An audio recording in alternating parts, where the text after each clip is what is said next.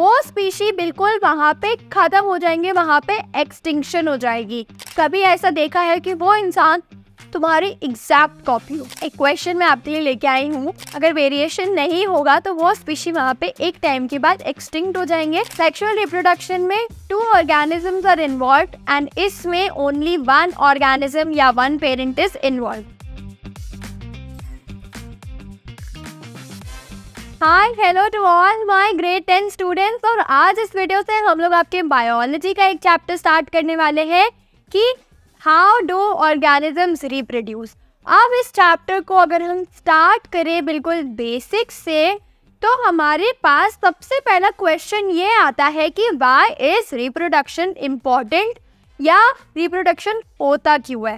तो बेसिक सी बात है कि इससे हमारी कंटिन्यूटी इंश्योर होती है। मतलब अगर रिप्रोडक्शन नहीं हो, अगर आखिरी इंसान या आखिरी ऑर्गेनिज्म हो वो उस पर्टिकुलर स्पीशी का, और आगे रिप्रोडक्शन नहीं हो, तो वो स्पीशी वहाँ पे एक्सटिंक्ट हो जाएगा। मतलब आगे उनकी जाति जो है वो कंटिन्यू नहीं हो पाएगी और वो स्पीशी बिल्कुल वहाँ पे ख़त्म हो जाएंगे, वहाँ पे एक्सटिंक्शन हो जाएगी। और इसी के साथ साथ एक और फैक्टर होता है कि रिप्रोडक्शन से एवोल्यूशन होता है, ऑर्गेनिजम्स का एवोल्यूशन होता है स्पीशीज़ का। जैसे अगर हम अपनी बात करें तो हमारी भी इवॉल्व हो के हम ये ह्यूमन बॉडी में आए हैं। अगर हम अपना पास्ट देखें तो उसमें भी पहले हम क्या थे, हम मंकी टाइप या एप टाइप ही थे ना। हम रिप्रोड्यूस करें, हम लोगों के एंसेस्टर्स ने जो करा, उसके बाद हम लोगों की प्रेजेंस हमें ऐसी मिली है, हमें इवॉल्व हो के हमें हमारी करंट सिचुएशन मिली है। ठीक है, सो एग्जैक्ट डेफिनेशन क्या होगी कि reproduction is the process of producing offsprings that are biologically same या similar to the parent organism. तो रिप्रोडक्शन में बेसिकली क्या होता है, पेरेंट है एंड पेरेंट से बनते हैं ऑफस्प्रिंग, है ना, जिसको हम क्या बोलते हैं, नेक्स्ट जनरेशन। पेरेंट से बनते हैं ऑफस्प्रिंग, जिसको हम बोलते हैं नेक्स्ट जनरेशन। अब ये जो ऑफस्प्रिंग होता है ना, ये अपने पेरेंट्स से बायोलॉजिकली मतलब जेनेटिकली सिमिलर होता है। इसमें हेरिडिटी वाला बात भी आ जाता है कि यहाँ पे ऑफस्प्रिंग में कुछ कुछ कैरेक्टर्स अपने पेरेंट्स की ही पास ऑन होंगी एंड वो जेनेटिकली थोड़ा बहुत अपने पेरेंट्स से सिमिलर होगा। अब अगर रिप्रोडक्शन में हम ऐसा पढ़ रहे हैं कि पेरेंट से ऑफस्प्रिंग सिमिलर होता है, तो क्या एग्जैक्ट कॉपी बनती है? तो इसका एक वर्ड में आंसर है नो, नहीं, एग्जैक्ट कॉपी नहीं बनती है। क्यों नहीं बनती है? क्योंकि यहाँ पे डीएनए में क्या होती है, इनएक्यूरेसीज होती है। डीएनए का जो रेप्लिकेशन होता है, डीएनए जब रिप्रोडक्शन से पहले रेप्लिकेट होता है तो उसमें इनएक्यूरेसी होती है, जिसकी वजह से एग्जैक्ट कॉपी नहीं बन पाती। एंड सेक्सुअल रिप्रोडक्शन में तो बिकॉज 2 पेरेंट्स आर इन्वॉल्व्ड, उसमें वेरिएशन की चांसेस बढ़ जाती है, क्योंकि कुछ क्वालिटीज़ में भी फादर से आएंगे, कुछ क्वालिटीज़ में भी मदर से आएंगे, इन लोग कंबाइन होके एक आउटपुट मिलेगा। तभी यहाँ पे एग्जैक्ट कॉपी पाना बिल्कुल भी पॉसिबल नहीं है। That's what makes us beautiful, क्योंकि हम सब एक दूसरे से किसी न किसी एस्पेक्ट में बहुत ज़्यादा ही डिफरेंट है ना। तो उसी रीज़न से क्या होता है, उसी रीज़न से हम लोगों की जो ऑफस्प्रिंग होगी, या हम लोग भी अपने पेरेंट्स की एग्जैक्ट कॉपी नहीं होते। भले हमारा बिहेवियर सेम हो, बट फिर हमारा क्या डिफरेंट हो जाएगा, फिर हमारा फिजिकल अपीयरेंस डिफरेंट हो जाएगी। अगर हमारी फिजिकल अपीयरेंस डिफरेंट हो तो हमारा बिहेवियर डिफरेंट हो जाएगा। मतलब कुछ ना कुछ वेरिएशन आती ही आती है, कुछ ना कुछ डिफरेंस आते ही आते हैं।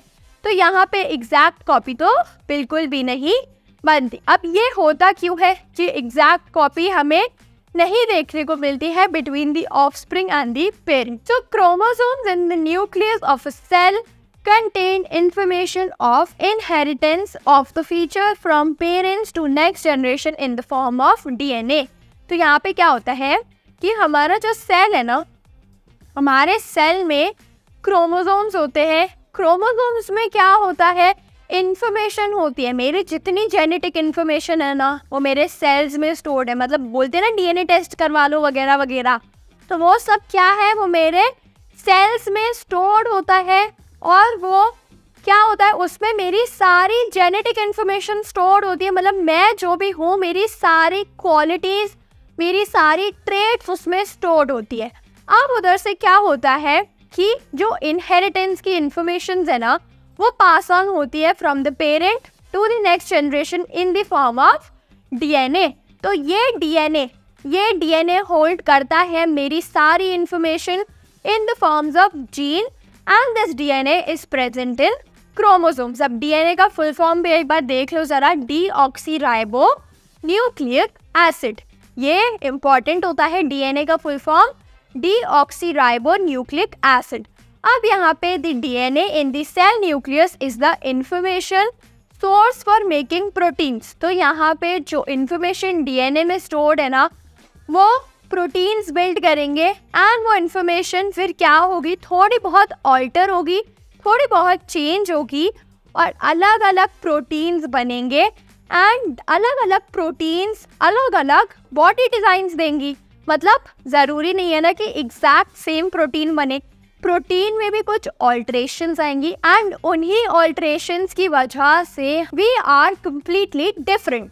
मतलब अगर कितनी आयरॉनिक बात हो जाती अगर यहाँ पे ये प्रोटीन का जो फॉर्मेशन हो रहा है, जस्ट इमेजिन अगर ये प्रोटीन एग्जैक्ट सेम बन जाए, सिर्फ एक प्रोटीन की बात है, अगर ये प्रोटीन एग्जैक्ट सेम बनता तो हम लोग सब पूरी अर्थ पर जितने भी लोग प्रेजेंट हैं वो सब सेम दिखते या मैक्सिमम वेरिएशन एक या दो टाइप के होते हैं, हम लोग बहुत ज़्यादा ही रिजेंबल करते।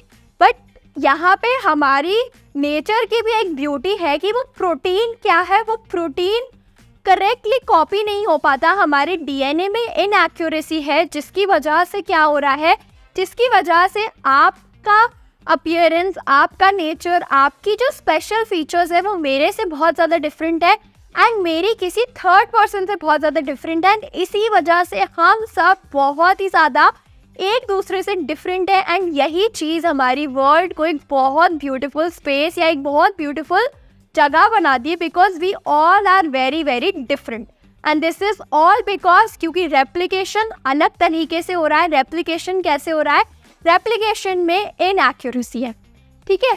अब बेसिक इवेंट क्या है रिप्रोडक्शन में, डीएनए कॉपी बनाने का हमने समझ लिया, डीएनए रेप्लिकेट होता है, प्रोटीन बनाता है, बट उसमें बेसिक इवेंट क्या है। So DNA कॉपिंग accompanied by the creation of additional cellular apparatus. तो डीएनए कॉपिंग होती है तभी हमारा जो रिप्रोडक्शन का पूरा प्रोसेस है, हमारा जो मियोसिस का जो प्रोसेस होता है वो फिर बिगिन होता है। But the DNA कॉपिंग mechanism can not be absolutely accurate. तो यही मैं बार बार बोल रही हूँ, डीएनए की कॉपिंग में बहुत ज़्यादा इनएक्यूरेसी है, बहुत ज़्यादा एक्यूरेटली वो कॉपी नहीं हो पाता है। एक्यूरेट मतलब क्या, एकदम करेक्टली, एकदम एग्जैक्ट कॉपी। जैसे मैंने एक आपको पेपर दिया, मैंने बोला जाओ इसको फोटोकॉपी करवा के आओ, तो तुम मार्केट में जाओगे फोटोकॉपी करवाओगे और वो एग्जैक्ट सेम निकाल देगा, है ना। तो फोटोकॉपी हुई, फोटोकॉपी क्या हुई, एग्जैक्ट सेम हुई, एक्यूरेट फोटोकॉपी हुई। बट हमारी बॉडीज़ में क्या है, यही डीएनए की जो फोटोकॉपी हो रही है वो क्या हो रही है, वो एक्यूरेट नहीं हो पा रही है, जिसकी वजह से मैं अपनी मम्मा से, मैं अपने पापा से डिफरेंट हूँ, है ना। आया इतना समझ में। एंड द रिजल्टेंट मतलब जो हम लोग हैं, ऑफस्प्रिंग है, वो errors are a source of variation in the population of organisms. तो वही चीज़, अगर ये फोटोकॉपी वाला प्रोसेस ही नहीं होता, एग्जैक्ट फोटोकॉपी होती, तो हम सब बिल्कुल सेम लगते। एंड यही जो करेक्टली यहाँ पे फोटोकॉपी नहीं हो पा रही है, उसकी वजह से हम लोग डिफरेंट हैं। पढ़ ली हमने ये चीज़। अब हमारे पास है डेफिनेशन कि differences in the traits of an offspring from their parent. तो डेफिनेशन है कि डिफरेंसेस जो आते हैं हमारे ट्रेट्स में, मतलब हमारी कैरेक्टरिस्टिक्स में, from their parent to an offspring, process of copying the DNA will have some variations each time. इसको हम बोलते हैं वेरिएशन। वेरिएशन मतलब क्या, कि जो डिफरेंसेस हमारे जनरेशन की प्रोसेस के टाइम पे आते हैं डीएनए को कॉपी करने में, अब ये ऐसा नहीं है कि सिर्फ एक ही बार होता है, हर बार होगा। जब भी डीएनए रेप्लिकेट होगा ना, हर बार कुछ ना कुछ वेरिएशन होगा, कुछ ना कुछ कैरेक्टरिस्टिक अलग फॉर्म होगी, जिसकी वजह से जो न्यू ऑफस्प्रिंग बन रहा है ना, वो डेफिनेटली डिफरेंट ही बनेगा। मतलब एग्जैक्ट सेम तो बन ही नहीं सकता, पॉसिबल ही नहीं है। नेचर ने मतलब इस तरह से डिज़ाइन किया है हम लोगों की बॉडीज़ को कि दिस इज़ नॉट पॉसिबल कि हम एग्जैक्ट सेम कॉपी निकाल पाए हमारे डीएनए की। कुछ ना कुछ डिफरेंस दिखेगा ही दिखेगा। अब जैसे सिंपल सा एग्जाम्पल लो, तुमने किसी इंसान को डेफिनेटली मिला होगा जो तुम्हारे से बहुत ज़्यादा रिजेंबल करते हैं ना। स्कूल में हमारे फ्रेंड्स मिलते हैं जो हमसे बहुत ज़्यादा रिजेंबल करते हैं, कोचिंग में हमें फ्रेंड्स मिलते हैं जो हमसे बहुत ज़्यादा रिजेंबल करते हैं। बट क्या कभी ऐसा देखा है कि वो इंसान तुम्हारी एग्जैक्ट कॉपी हो, उसका बिहेवियर भी तुम्हारे से सेम हो, उसकी लुक्स भी तुम्हारे से सेम हो, उसकी सब सेम हो, ग्रोथ रेट भी सेम हो, मूड स्विंग्स भी सेम हो, एंगर इश्यूज भी सेम हो, सब सेम हो? क्या ऐसा कभी देखा है? Of course not. क्योंकि भले लुक्स में सेम हो जाओ, भले बिहेवियर में सेम हो जाओ, बट रिएक्शन जो होता है ना कि अलग सिचुएशन में हर इंसान अलग वे से रिस्पॉन्ड करता है, तो वो चीज़ भी हमें डिफरेंट बनाती है। मतलब एग्जैक्ट कॉपी हर एस्पेक्ट में पॉसिबल नहीं है, एंड वही चीज़ हम लोगों को बहुत ज़्यादा यूनिक बनाती है। हर इंसान बहुत ज़्यादा तभी यूनिक होता है। एक क्वेश्चन मैं आपके लिए लेके आई हूँ कि why is variation beneficial to the species but not necessary for the individual. अब ये जो वेरिएशन है ना, ये स्पीशी के लिए बेनिफिशियल है, बट इतना भी वो नहीं है, क्या इतना भी नेसेसरी नहीं है। अगर वेरिएशन नहीं भी होगा तो भी चल जाएगा, बट वेरिएशन अगर हो रहा है तो इसका बेनिफिट क्या है?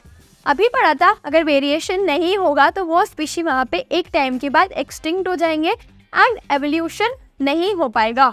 So this inbuilt tendency for variation during reproduction is the basis for evolution.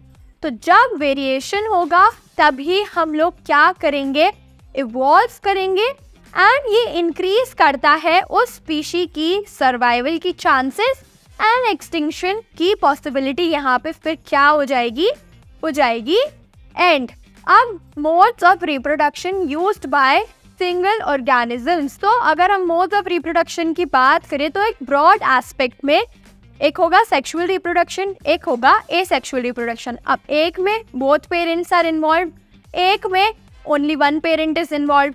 अब एक में क्या होता है एसेक्सुअल में कि यहाँ पे वेरिएशन बहुत लो होता है, मतलब एग्जैक्ट कॉपी मिलना पॉसिबल होता है, यहाँ पे एग्जैक्ट कॉपी मिलना पॉसिबल नहीं होता है। ठीक है, सो अगर हम इसको और डिटेल में अब देखें तो हमारे पास है कि सेक्सुअल रिप्रोडक्शन में 2 ऑर्गेनिजम्स आर इन्वॉल्व एंड इसमें ओनली 1 ऑर्गेनिज्म या 1 पेरेंट इज इन्वॉल्व। इसमें 2 पेरेंट्स एंड इसमें 1 पेरेंट। ये डज नॉट अकर होता है गैमीट फॉर्मेशन, इसमें गैमीट फॉर्मेशन नहीं होता। मतलब क्या? गैमीट मतलब रिप्रोडक्टिव जो सेल्स होते हैं उसका फॉर्मेशन एसेक्सुअल रिप्रोडक्शन में नहीं होता है, एंड यहाँ पे गैमीट फॉर्मेशन होता है। अब यहाँ पे जाइगोट फॉर्म होता है। जाइगोट क्या होता है? जो न्यू बेबी होता है वो फॉर्म होता है, यहाँ पे जाइगोट फॉर्म नहीं होता है। Offspring inherits characters of both parents, तभी वेरिएशन की चांसेस बढ़ जाती है। अब यहाँ पे एक पेरेंट इन्वॉल्व था तो बेबी में भी सेम कैरेक्टरिस्टिक्स आएंगी, एंड बेबी में क्या होगा? फिर वेरिएशन देखना हमें कम मिलेगा। तो यहाँ पे हमारा एक न्यू टॉपिक स्टार्ट हो रहा है। डेफिनेटली फिर इसके लिए एक न्यू वीडियो बनता है, तो आपको वो न्यू पार्ट बहुत जल्दी मिलेगा। तब तक के लिए आपको इस वीडियो को लाइक करना है एंड बेल नोटिफिकेशन जल्दी से जल्दी दबा देना है, ताकि जो भी वीडियो अपलोड हो आपको इमीडिएटली पता चल जाए एंड आपका कोई लॉस नहीं हो। तो नेक्स्ट वीडियो आपको बहुत जल्दी मिल जाएगी। Till then stay tuned and happy learning.